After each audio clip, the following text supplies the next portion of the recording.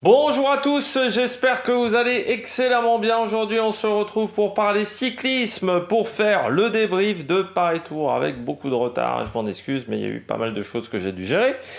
On va revenir un petit peu sur tout ce qui s'est passé sur cette édition 2023 de la course, avec une étape fin de course surprenante pour quasiment la dernière de la saison. N'hésitez pas à vous abonner à la chaîne, à réagir dans les commentaires, à mettre un pouce bleu, à partager la vidéo sur les réseaux sociaux, notamment auprès de vos proches. Si vous pensez que ça peut les intéresser, dans les commentaires, n'hésitez pas à me dire qui vous a plu, qui vous a déçu. Je précise également que quand vous abonnez à la chaîne, vous pourrez rajouter la petite cloche, comme ça vous êtes au courant des dernières vidéos qui parlent de cyclisme, notamment des dernières vidéos qui sortent sur la chaîne. On va avoir pas mal de contenu, notamment dans les semaines à venir, avec des top 10 qui vont revenir sur la saison, comme on avait fait l'année dernière, ça avait plutôt bien marché avant de recommencer en 2024, dès le 1er janvier. On fera là aussi, comme l'année dernière, on essaiera d'enregistrer dès le 1er janvier pour le Down Under, pour repartir sur une nouvelle saison sur route. Quand vous vous abonnez à la chaîne, vous pouvez également aller voir TikTok, le débrief de la mi-temps sur les matchs de rugby, le débrief de la fin de journée. Et puis, vous pouvez aller voir EPS 2.0, c'est sur les plateformes de podcast. On commence tout de suite avec Paris Tour. Course surprenante, comme je disais, parce que, en fait, on a eu le sentiment que le peloton, sur la portion de plat, donc la portion non télévisée, j'ai eu l'impression que le peloton contrôlait très bien la situation.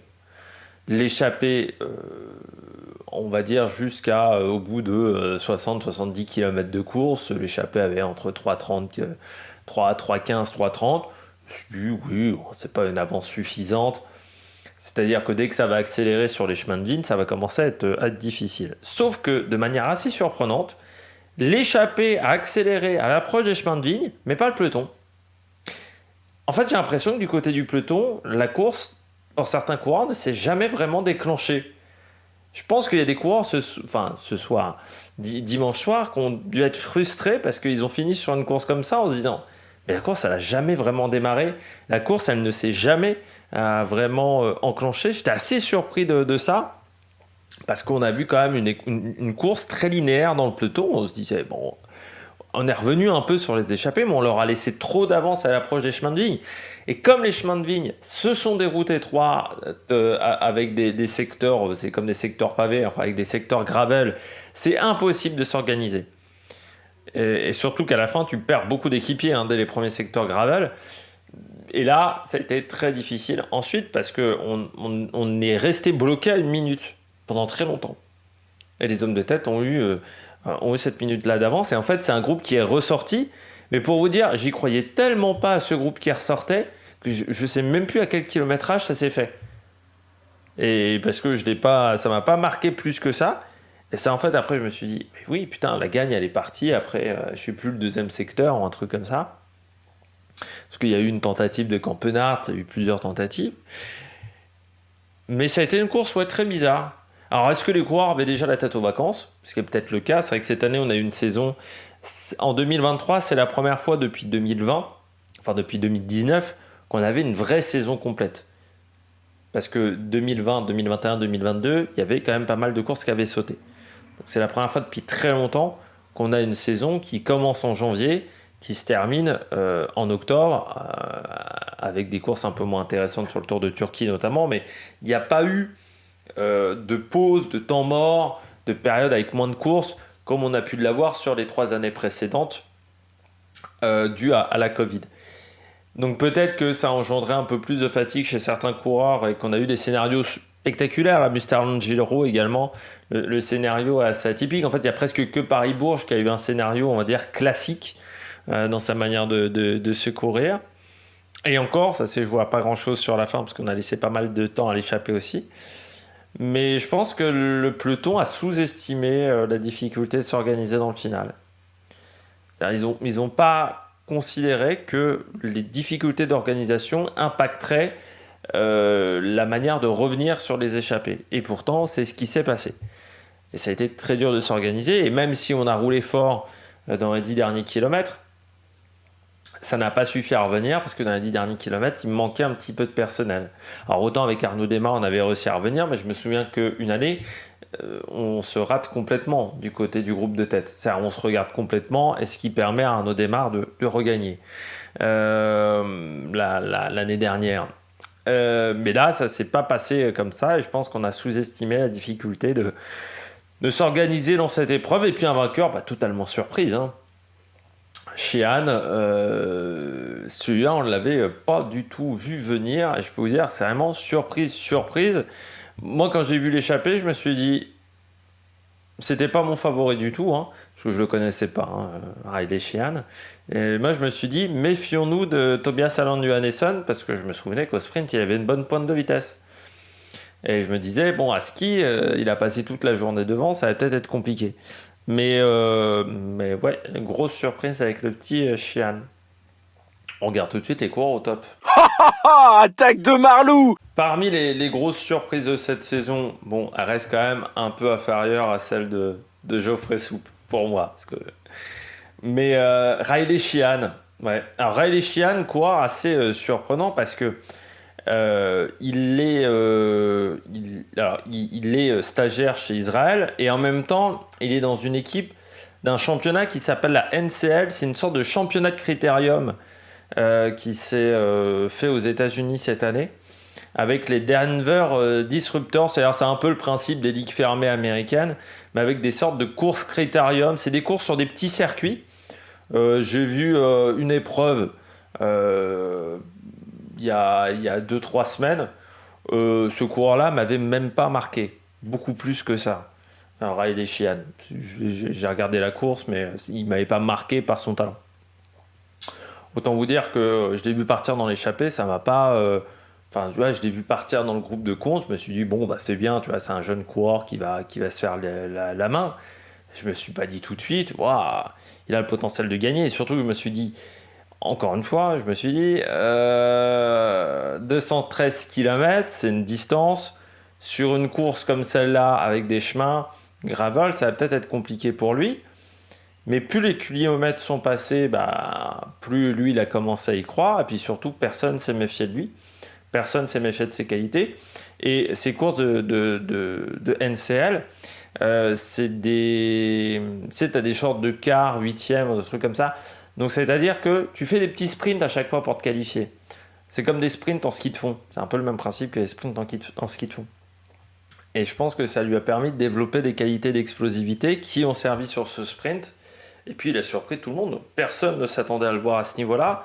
Et l'effet de surprise a complètement marché jusqu'à la fin.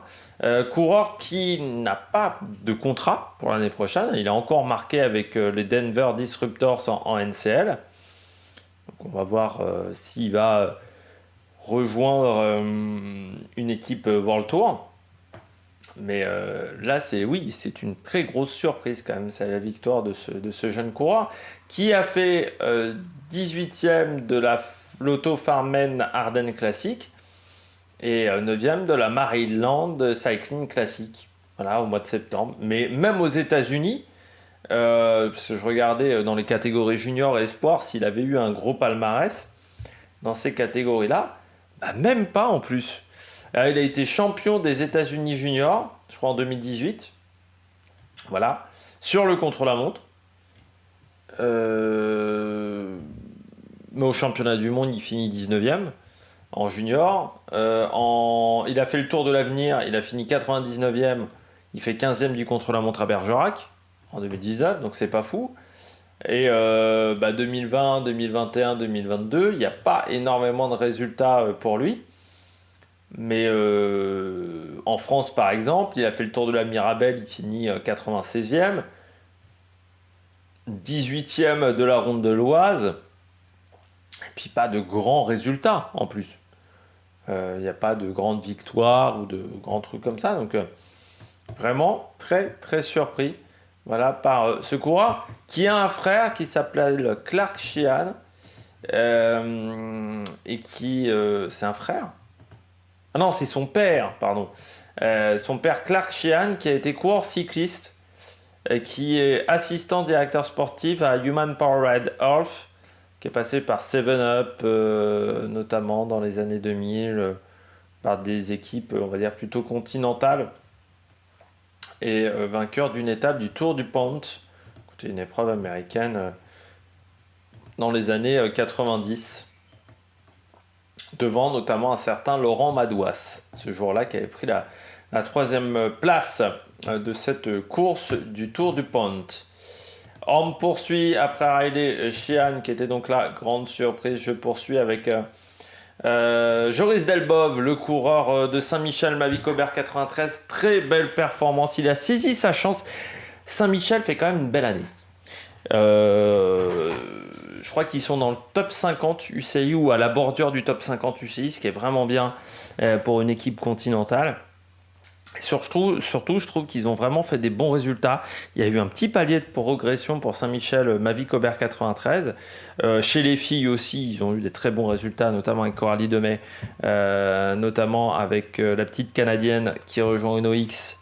J'ai oublié son nom, mais ça va me revenir, parce que je vous en parle assez souvent en plus. Là, ça s'appelle Alzheimer, tout simplement.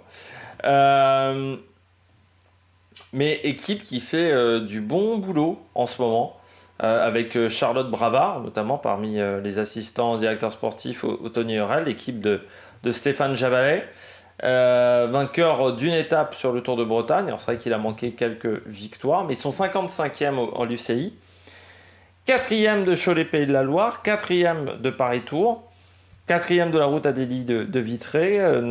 Voilà, sur les manches de Coupe de France, ils ont souvent été dans le top 10, notamment avec Thomas Gachignard, qui a fait une belle saison aussi, ou un Nicolas de Beaumarchais.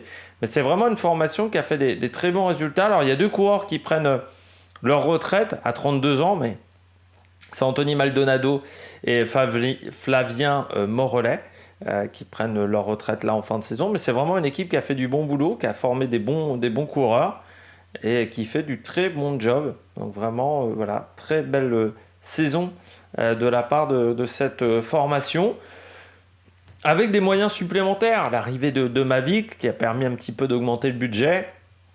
Toujours l'apport de Saint-Michel qui est là depuis plusieurs années maintenant. Saint-Michel, ça doit faire ça fait depuis 2018 qu'ils sont présents. Donc c'est vraiment une équipe qui fait du bon boulot et qui a récupéré des moyens importants.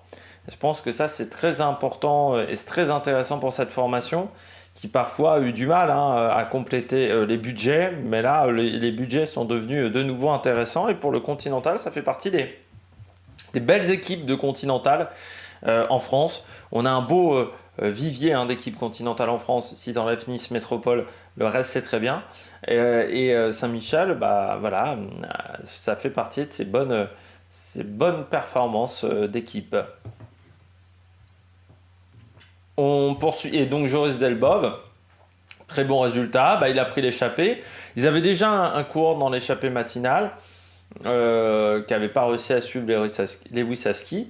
Et puis c'est un coureur qui a fait quand même 14e du Trobro, qui a fait également 9e du Tour du Finistère, 9e du Tour du Limousin cette année au Général. Donc c'est un coureur qui aime bien ce type de parcours. Il avait fait 8e d'une étape du Tour de l'Avenir en 2021, et coureur qui est dans sa deuxième saison complète chez Saint-Michel, mais qui a passé un petit cap, vainqueur du classement des jeunes du Tour de l'Ain aussi, 11e de la ronde de l'Oise et 6e du classement de la montagne de cette même course. Donc non, il fait vraiment des beaux résultats en ce moment. Voilà, il finit bien la saison, Joris Delbove, et ça va le conforter dans son travail. Surtout, ça va lui faire beaucoup de bien, je pense, à ce jeune coureur français, parce qu'il a seulement, il est là depuis quelques temps, Joris, mais il a que 23 ans, donc ça reste un jeune coureur, surtout qu'il les a eus le 15 juillet dernier, 15 juin dernier, pardon, July, non, c'est juillet, 15 juillet dernier. Donc c'est un coureur qui est intéressant, qui est passé également au SCO Dijon, qui est un des bons clubs amateurs français de championnat de D1.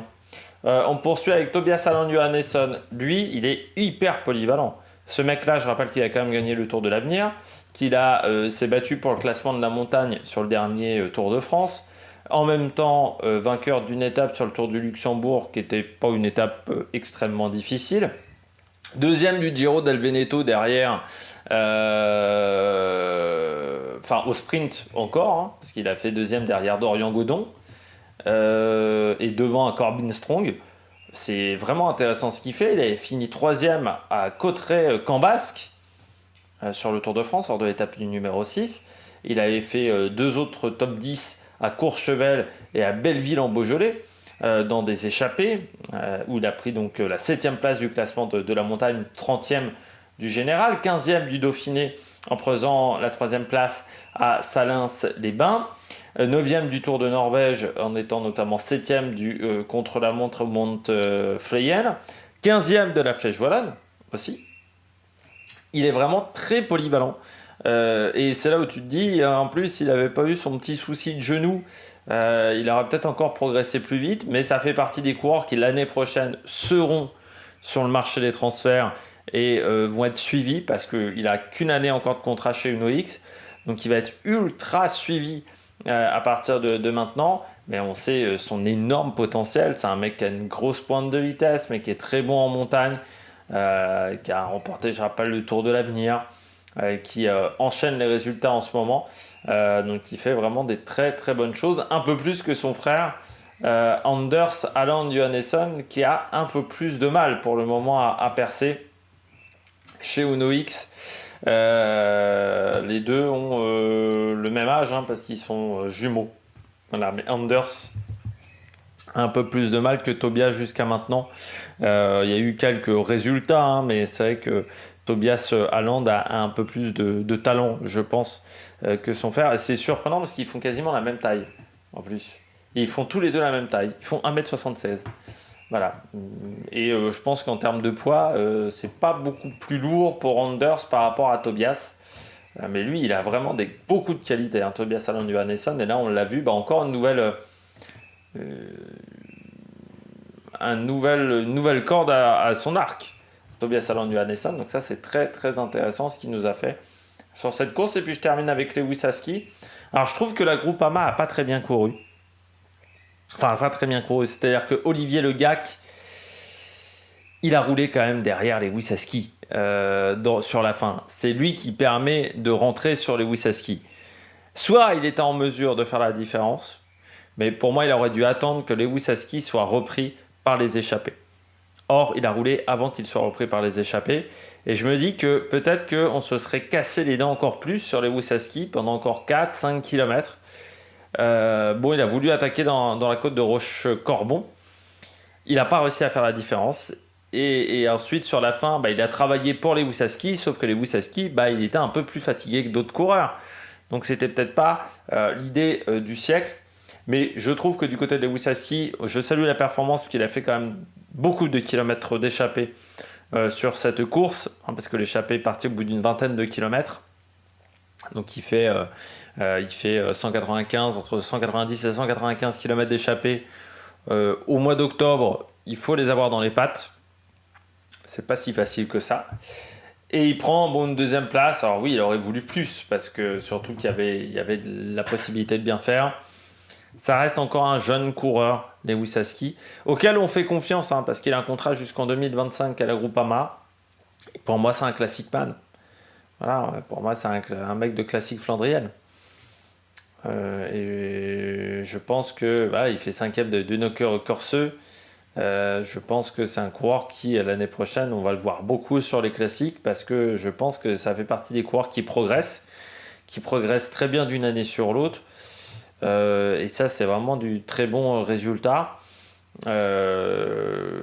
Et en plus, j'ai l'impression qu'il laisse un peu le sprint pour se concentrer sur les classiques dans sa manière de courir.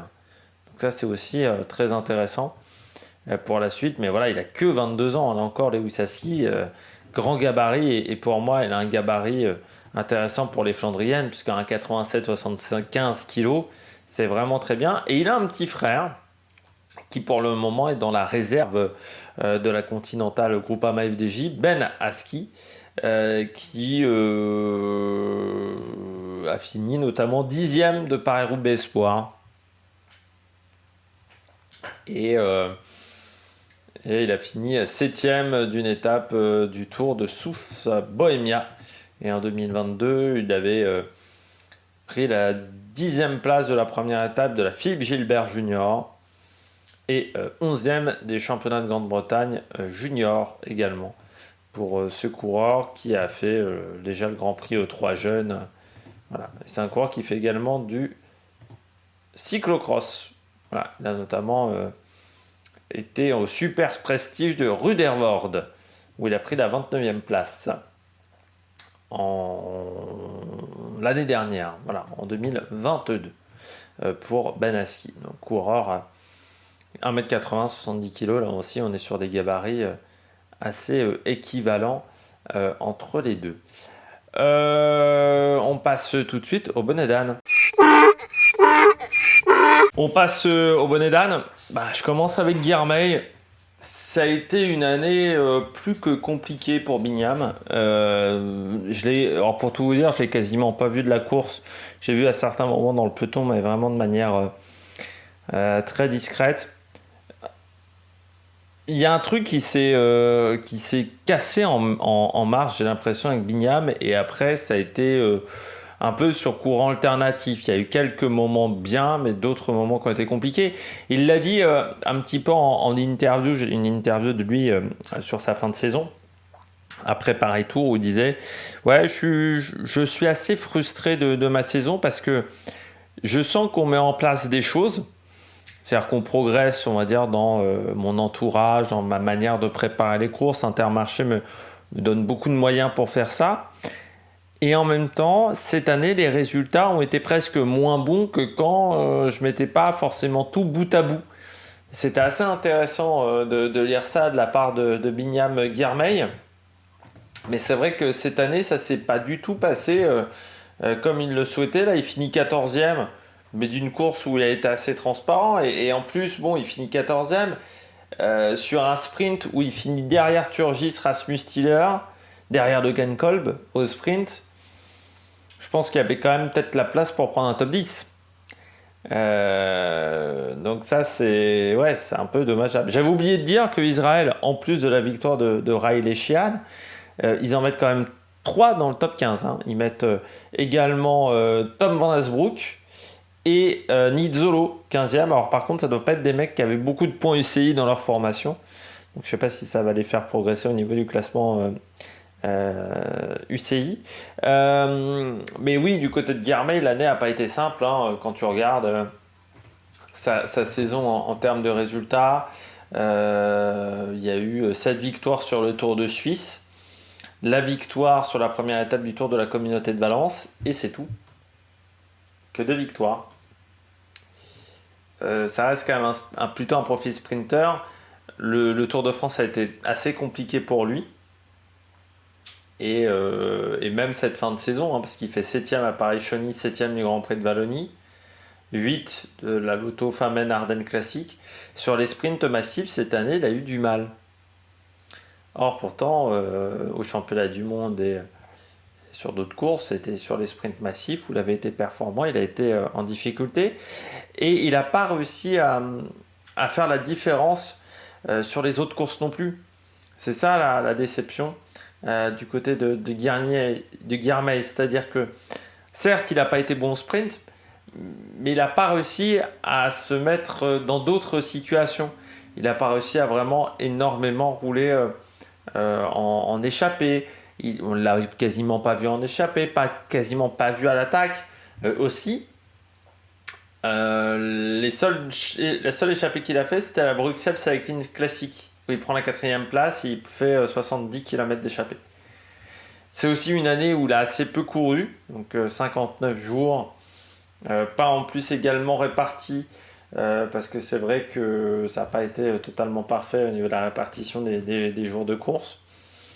Mais il a manqué quelque chose, ça a été difficile. Voilà, ça a été difficile et il était quand même un peu attendu parce que c'est un leader et un peu comme la saison d'Intermarché qui est loin d'être parfaite. c'était un petit peu pareil. Et on a appris selon des rumeurs, là encore méfiez-vous, que il y a un sponsor qui partirait chez Intermarché, ça serait Circus. Circus ne serait peut-être plus sponsor l'année prochaine. Ce qui est quand même compte et qui a été sponsor qu'un an, Circus. Mais ça serait la raison pour laquelle Rui Costa n'aurait pas été renouvelé. Et Rui Costa aurait trouvé une nouvelle équipe. Il semblerait qu'en World Tour, une bonne équipe, il semblerait que du côté d'Intermarché, c'est Circus qui partent. Parce qu'on nous dit voilà, qu'au niveau budget, c'est pas top. On rappelle que du côté d'Intermarché, Circus Venti, en cette année 2023, des salaires ne seraient pas tombés en temps et en heure. Donc que l'équipe n'irait pas si bien que ça d'un point de vue financier.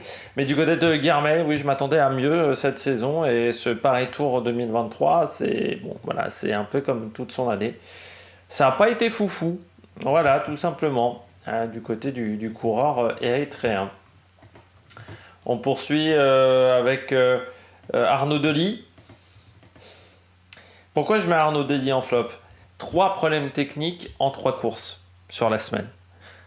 C'est-à-dire qu'il a eu 3 gros problèmes. Une cale qui a cassé, il a déraillé sur Paris-Bourges, crevaison sur Paris-Tour. Enfin, il semblerait crevaison. C'est peut-être un autre problème, même plus important qu'il a eu. Ça fait beaucoup quand même en 3 courses. Pour gagner dans le cyclisme, il faut savoir aussi être doux avec son matériel. Il faut savoir utiliser son matériel.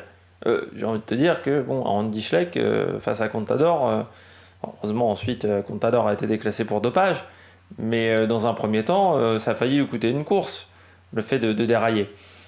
Il faut savoir utiliser son matériel, il faut savoir comment marche un vélo, comprendre comment marche un vélo, je pense, pour être performant dans le cyclisme. Je pense que beaucoup de coureurs délaissent la partie technique du vélo. On voit de plus en plus un nombre de coureurs qui roulent avec les chaînes croisées, ce qui n'est absolument pas efficace et qui est pas top pour le matériel en plus. Ça serait bien que les coureurs, des fois, se rappellent qu'un vélo, c'est un sport, que le vélo est un sport mécanique et qu'il faut donc savoir utiliser sa mécanique. C'est comme s'il y avait un pilote de F1, il passait toutes ses vitesses au rupteur. Il y a un moment, le moteur va péter. Et bien là, le fait de ne pas être doux avec son vélo, au bout d'un moment, ça casse. Alors, est-ce que c'est une malchance qu'il a eu ? Je pense que quand même, quand on a 3 pépins techniques quand même sur 3 courses dans la même semaine, c'est un peu beaucoup. Et donc, il va peut-être falloir travailler là-dessus sur Arnaud Delis, parce que oui, ça lui coûte forcément des résultats. Après, c'est une belle année quand même pour Arnaud Delis. Je trouve que l'année a eu du mal à démarrer pour Arnaud. Mars, avril, c'était dur. Et je me disais, il a du mal à confirmer, Puis il a très bien fini la saison. Il a été très bon, notamment au championnat d'Europe, mais pas seulement. Donc il finit vraiment en forme. Donc c'était intéressant. L'année prochaine, j'espère le voir sur un grand tour, Arnaud Delis. Maintenant, il va falloir passer le cap, aller sur des courses beaucoup plus importantes pour Arnaud Delis. Jusqu'à maintenant, l'Auto-Destiny a un peu essayé de le protéger. Je pense aussi de la pression médiatique en Belgique. Mais là, il va falloir passer un cap sur les courses auxquelles il va participer l'année prochaine. Et puis, je termine avec un dernier flop, un dernier bonnet d'âne. J'ai mis Brian Cocard. C'est un flopounet, Brian Cocard. J'ai l'impression quand même que Paris Tour lui a jamais vraiment réussi. Que ça soit dans les 2 configs. C'est pas une course forcément, il a été bon. Et puis là, il n'a pas été aidé non plus par sa chute sur Paris-Bourges, parce qu'il a été impliqué dans la chute à l'arrivée avec Arne Marit. Il a dû se faire des points. Forcément, c'est compliqué ensuite d'arriver en forme sur cette épreuve. Bon, l'avantage, c'est qu'il n'avait pas beaucoup de points UCI à défendre. Il en avait 5 et il en a repris 5 du côté de Brian Cocard. Mais ça a été dur. Je pense que ça a été dur. Les vacances aussi font faire du bien, parce que c'est un mec qui était en forme dès l'étoile de Bessèges, donc fin janvier, début février. Donc il est en forme depuis 9 mois, donc 8-9 mois, donc ça commence à faire un peu dans les pattes. Il y a eu des choses intéressantes. Il était même là autour de Lander. J'avais oublié au mois de janvier, donc oui, ça fait vraiment quasiment 10 mois qu'il est au taquet. L'année prochaine, il va y avoir les jeux, donc ça va peut-être être compliqué pour Brian sur la saison sur route, mais moi, j'aimerais qu'il y ait encore des résultats sur les grosses courses, que cette victoire sur le Tour de Lander ne soit pas le maximum de sa carrière en termes de courses. J'aimerais que voilà, il remporte d'autres étapes sur des courses World Tour. Je pense qu'il en a vraiment les capacités. Mais ensuite, il faut qu'il croie plus en lui. Je pense qu'il a aussi des petits soucis. Coquard, je suis pas sûr que ce soit le mec qui croit le plus en ses capacités. Tu sais, quand tu l'entends un petit peu en interview, ça serait bien mentalement, il y aurait peut-être un petit travail à faire pour Brian Coquard. Pas forcément un travail sur le stress ou ce genre de choses, mais pour qu'il croie beaucoup plus en ses capacités. C'est un mec qui est capable de faire des bonnes choses, mais je pense que c'est un mec qui ne croit pas assez en lui, Brian Coquard. Donc voilà, ça serait bien de progresser. Je pense qu'il y a un axe de progression là-dessus, du côté de Brian Coquard. Bon, je crois qu'on a fait le débrief de ce Paris Tour. N'hésitez pas à vous abonner à la chaîne, à réagir dans les commentaires, à mettre un pouce bleu. Et puis nous, on se retrouve pour de nouvelles aventures sur la Meilleure Production. Ciao, ciao!